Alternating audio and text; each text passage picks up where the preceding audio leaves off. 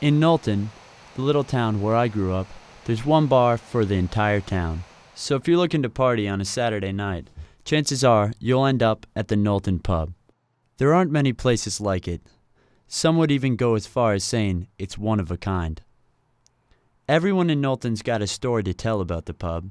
Some will be remembered, others will be lost. I know I'll never forget mine. It was another Friday night in Knowlton, the year that my buddy Eric and I graduated from high school.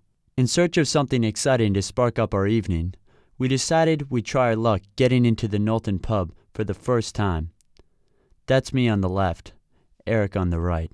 To our surprise, getting into the bar without an ID was a pretty easy task. It was the turn of events that ensued that proved to be a much bigger concern by the night's end. Once we were in, we looked for a place to sit down. Before long, some friends of Eric's older brother recognized us and called us over to the table.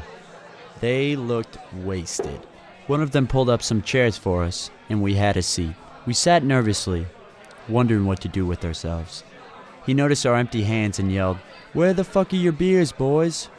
We didn't have an answer for him. We reached into the center of the table and grabbed some used mugs, trying our best to find the cleanest ones. He grinned at us with big wide eyes and slurred the words, "Knowlton Gold," as he poured. As I went to take my first sip, he stopped me.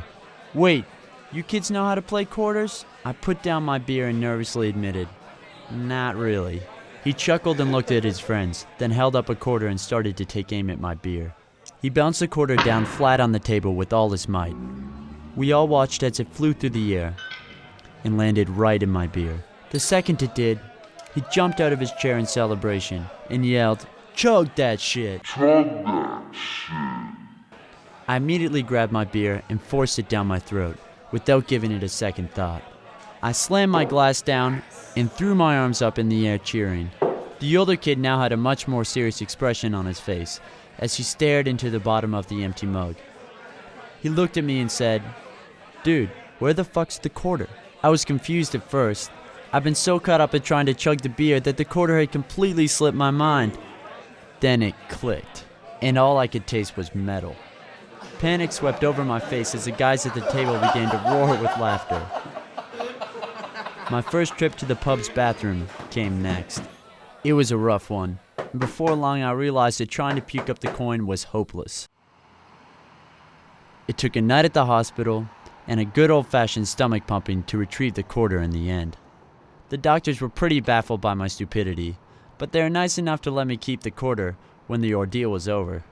Ever since that night, I'm careful about who I sit with at the Knowlton Pub and the kinds of drinking games that I get myself involved in when I'm there. And I can assure you that when I take a swig of beer, I always check the bottom.